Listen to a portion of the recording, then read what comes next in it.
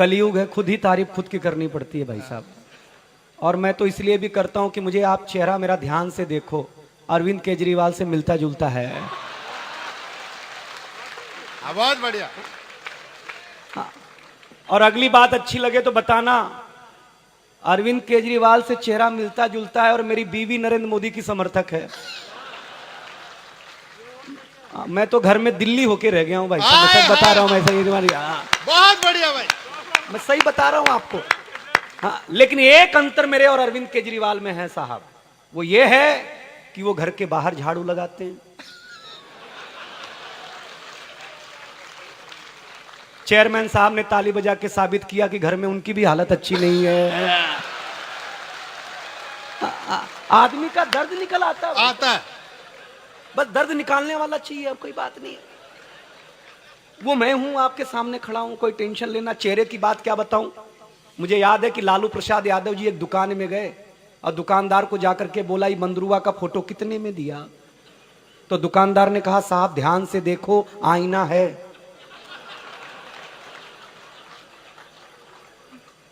आदरणीय संपत जी के संचालन में हूं, इसलिए थोड़े से इशारे में बात करूंगा।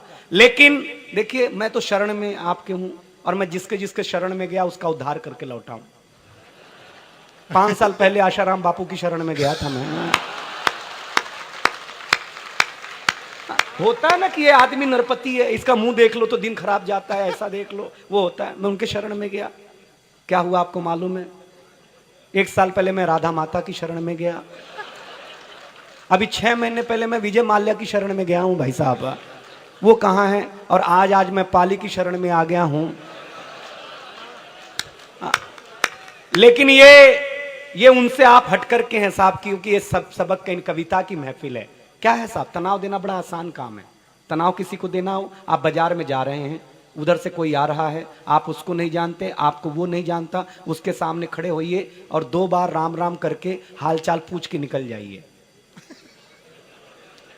हो गया टेंशन, कौन था, कहां मिला था। कितना आसान काम है साहब। हंसाना बहुत मुश्किल काम है साहब, और हंसना भी उससे मुश्किल काम है साहब। आप बैठे हैं, मुझे बहुत अच्छा लग रहा है। देखिए, मैं सच बताता हूं, क्योंकि एक कविता की महफिल है जहां गौर सर हैं, संपत जी हैं, आदरणीय अजनबी भैया हैं, सब। ये हरिवंश राय बच्चन के कलम में जब रंग की स्याही की जगह रंग उतरा तो उन्होंने लिखा, रंग बरसे भीगे चुनर वाली। यही रंग जब आस्था की चौखट पर पहुंचा तो अनूप जलोटा ने गाया, श्याम पिया मुरी रंग दे चुनरिया, ऐसी रंग दे कि रंग ना ही छूटे रामा, रंग ना ही छूटे रामा, धोबिया धोए चाहे सारी उमरिया। ये रंग शायरी में पहुंचा तो शायर ने लिखा, इसी रंग रंग में रंग है, तुझे रंग रंग में रंग दिया। मेरा रंग आया है रंग पर, तेरा रंग चढ़ के उतर गया। ये रंग कविता में पहुंचा तो कवि ने लिखा, इस रंग बदलती दुनिया में मैं रंग बेचता हूं। ये रंग फिल्मी पर्दे पर उतरा, सुनील दत्त साहब ने गाया कि रंग और नूर की बारात किसे पेश करूं, ये मुरादों की हंसी रात किसे पेश करूं। और अंतिम बात पर पीछे तक ताली मिलेगी साहब, सुन करके बताइएगा। ये रंग 18 साल के नौजवान के सर चढ़ करके बोला तो गली गली में भगत सिंह ने गाया, मेरा रंग दे बसंती चोला। ये कविता का रंग, कवि सम्मेलन का रंग है साहब। इसको अलग तरीके से सुनने की जरूरत है। हाथ से क्या है, मेरी शादी हुई, संपत जी ने कहा कि योग शिविर में ले जाओ। बाबा ने ऐसा ब्रांड चलाया है भाई साहब, अब मंडप तक आयुर्वेदिक बनने लग गए हैं भाई साहब। मैं सच बताता हूं, बाबा सही बता रहे हैं, मंडप तक बनने लग गए आयुर्वेदिक, इको फ्रेंडली मंडप, देवी देवता तक इको फ्रेंडली हो गए साहब। क्या योग का चला। तो मैं लेके गया, बाबा ने जो पहला योग सिखाया, पहले तो सवाल कर लिया, शादी को कितने दिन हुए बहुरानी। तो बीबी ने कहा 3 महीने। तो बोले आज का पहला योग सीखो, सांस को कंट्रोल करो। वो घर पे आके मेरी मां को कंट्रोल करने लग गई यार। अरे मैंने कहा सांस बोला, सांस थोड़ी नहीं बोला है। बीबी बोली जो जल्दी फायदा करेगा उसी को कंट्रोल करूंगी ना। सही बता रहे हैं हम आपको। हाँ, बीबी बोली कल वापस जाऊंगी, वापस जाऊंगी, वापस जाऊंगी। मैं लेके गया, बाबा ने बोला कल बताया था ना सांस को कंट्रोल करो, आज दूसरा योग सीखो, सांस को बाहर छोड़ो। मैंने कहा बाबा तलाक पे झगड़ा चल ही रहा है, तू अब भी करा देगा कि हम दोनों का, अभी शादी को कितने दिन हुए हैं। लेकिन क्या करें साहब, आस्था हमारी भीतर से टूटने लगती है, तब हमें कहीं ना कहीं इनको मजाक का पात्र बनाना पड़ जाता है साहब। हमारी आस्था नहीं टूटनी चाहिए। मुझे बहुत अच्छे कहते हैं कि तू बहुत अच्छा कवि है, बहुत अच्छा सुनाता है। कविता कान का नहीं, ध्यान का विषय है साहब। हाय हाय हाय। कभी भी कान का विषय नहीं रही, जीवन में नहीं रही साहब। आप ध्यान से सुनेंगे, आपको मजा आएगा। और मैं अपने आप को साबित करना चाहता हूं कि मैं छोटा छोटा प्रयास कर लेता हूं। मैं मूलतः उत्तर प्रदेश का हूं। हम तो 5 साल के चेयरमैन साहब थे, तो हमारे पिताजी हमें स्कूल में जमा कराने ले गए। पहले लोग जमा ही होते थे, अपने मन से कौन पढ़ने जाता था। हाय हाय। तो ऐसे बगीचे में मास्टर जी बैठे हुए, ऐसे हम खड़े, ऐसे मेरे पिताजी खड़े। तो मास्टर जी ने पिताजी से पूछा, किसका लड़का है? तो मेरे पिताजी भावुक हो गए, बोले मास्टर साहब आपका ही है। अब मैं टेंशन में, जिसको 5 साल से पिताजी समझ रहा हूं, तो है नहीं यार अपने यहां पे।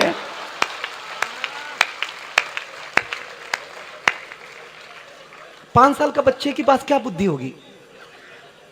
लेकिन साहब उस जमाने में एक बाप अपने बेटे को किसी मास्टर को सौंपता था तो ये सोच के सौंपता था कि एक अच्छा नागरिक बना के भेजेगा, एक अच्छा व्यक्ति बना के भेजेगा। वो कभी नहीं सोचता था किसी जेएनयू का कन्हैया बना के भेज देगा। भाई साहब ये अंतर तो होता था साहब पहले मास्टर में। साहब क्या करेंगे, ये बिरादरी जो बैठी हुई है ये भी अगर हमें सुन पा रही है तो मुझे अच्छा लगेगा। देखो मैं चाहता हूं कि मैं आज बाजीगरी से बचूं, मैं थोड़ी थोड़ी कविता भी सुना दूं आप लोगों को। देखिए अब लोग बोल रहे हैं पश्चिम हावी हो रहा है। अच्छा हम भारतीय लोग हैं, भारतीय आदमी की आदत होती है कि वो सत्यनारायण भगवान की कथा 10वीं बार भी सुन रहा हो, तभी भी जब तक पंडित ना का अध्याय समाप्त हुआ तब तक वो अच्छत फूल नहीं छोड़ता है, क्योंकि वो ठीक से सुन ही नहीं रहा होता है। तो मैं आपको जानता हूं, आप भी हमें ठीक से नहीं सुन रहे हैं, तो मैं आपको बताया करूंगा कि अध्याय कहां समाप्त हुआ। हाँ चेयरमैन साहब बैठे, अभी मैं देख रहा था कि ये मैं नगर पालिका के सामने से गुजरा तो एक आदमी गड्ढा खोद रहा, दूसरा उसमें मिट्टी डाल रहा। एक गड्ढा खोद रहा, दूसरा मिट्टी डाल रहा। मेरे से बर्दाश्त नहीं हुआ, कवि आदमी हूं। मैं गया, मैंने क्या कर रहे हो? बोले साहब काम कर रहे हैं, नगर पालिका के मजदूर हैं। बोले ये ड्यूटी होती है गड्ढा खोदना मिट्टी डालना? बोलना साहब आप बाहर से आए हो क्या? बोला हाँ। बोले ऐसा रोज करते हैं हम। मैंने कहा क्यों करते हो भाई साहब, पगार नहीं मिलती क्या? बोले ऐसी बात नहीं है, इस काम में 3 आदमी की ड्यूटी लगी है। एक का काम है गड्ढा खोदना, दूसरे का काम है पेड़ लगाना, तीसरे का काम है मिट्टी डालना, और बीच वाले ने छुट्टी ले रखी है। हम दोनों अपनी ड्यूटी कर रहे हैं कि नहीं कर रहे हैं साहब? बस इसी तरीके का व्यंग पकड़ने की कोशिश करना साहब। ड्यूटी कभी इस तरीके से नहीं की जानी चाहिए साहब जो निरर्थक हो। ड्यूटी इस तरीके की करनी चाहिए जो सार्थक हो कहीं ना कहीं। कविता कुछ नहीं है साहब, और अंग्रेजियत हावी हो रही है। एक अंग्रेज आया, बोले क्या तुम्हारा हिंदुस्तान? तो पहले मैंने उसे शुद्ध हिंदी में बताया कि मेरा हिंदुस्तान क्या है, जिसका मुकुट हिंद धवल हिमालय है, जिसकी ग्रीवा में गंगा जमुना जैसी नदियों की हीराधार है, जिसके तटीय प्रदेशों में कृष्णा कावेरी नर्मदा ताप्ती नदियों की मणि मालाएं हैं, जिसके चरणों को हिंद महासागर अपने असीम लहरों के अनगिनत थपेड़ों से न जाने कब से पखार रहा है, जहां आधी दर्जन ऋतुएं बारी बारी से आकर के अपने प्राकृतिक सुषमा को लुटा जाती हैं, वो मेरा देश भारत है। उसको समझ में नहीं आया, उसने बोला किसी अलग तरीके से समझाओ। तो हम उसको तुलसी पे के पेड़ के पास ले गए। हमने कहा ये मेरी माता है, हम पेड़ पौधों को माता कहते हैं। बोले क्यों कहते हो? मैंने कहा देख भाई, एक माँ मुझे गर्भ से जन्म देती इसलिए वो मेरी माँ होती है, लेकिन अगर ये पेड़ पौधे ऑक्सीजन देना बंद कर दें तो हमारी मृत्यु हो जाए, इसलिए हमारे भारत में इन्हें भी माता पिता का ही दर्जा दिया जाता है। उसको समझ में नहीं आया, उसने तुलसी माता के पौधे को उखाड़ा, पत्ते पत्ते अलग कर दिए। बोले ये तेरी माता। अब मेरे अंदर का राजस्थान जगा। हम उसको एक खुजली के पेड़ के पास ले गए। हमने कहा पिताजी से मिलो। उसने पिताजी को उखाड़ा भाई साहब। पिताजी ने ऐसा कार्यक्रम दिखाया, उसके बाद से ही सारे अंग्रेज लाल पैदा होने लग गए, पहले काले पैदा हुआ करते थे। मैं सच बताता हूं आप लोगों को यार, ये आनंद है तब, क्योंकि मैं जानता हूं, मैं एक छोटी सी गलती करके एक 4 लाइन की कविता सुनाता हूं, क्योंकि राजस्थान में पगड़ी और धोती का महत्व है बड़े मन के साथ। कि एक अंग्रेज हमसे टकरा गया, टकरा क्या गया, सभ्यता और संस्कृत को लेकर के विवादों पर आ गया। उसने कहा हमारा वेस्टर्न कल्चर अच्छा है, इसीलिए आप लोग अपना रहे हैं, पूरी तरह से वेस्टर्नाइज होते जा रहे हैं। हमने कहा ऐसी कोई बात नहीं है, हम अपनी सभ्यता संस्कृत इसलिए खो रहे हैं क्योंकि हम परिश्रम छोड़ सुविधा भोगी हो रहे हैं। हम परिश्रम छोड़ सुविधा भोगी हो रहे हैं। अरे विश्वास नहीं होता तो आ, ये 2 पंक्तियां आपको अच्छी लगे तो बताना। अरे विश्वास नहीं होता तो आ, मैं तेरा टी शर्ट जींस 2 मिनट में पहन के दिखाता हूं, तू मेरे देश की धोती 2 घंटे में पहन के दिखा। हाँ, किसी अंग्रेज को तकलीफ देनी कुछ मत करो, दिवाली के दिन घर बुलाओ, कुर्ता पिजामा पहनाओ, पिजामे के नाड़े को 3 गांठ ज्यादा लगाओ, फिर उसको गर्म दूध पिलाओ, फिर ठंडा पानी पिलाओ। 25 मिनट बाद जो आपातकालीन परिस्थिति निर्मित होगी तो अंग्रेज खुद ही कहेगा अध्याय समाप्त हुआ।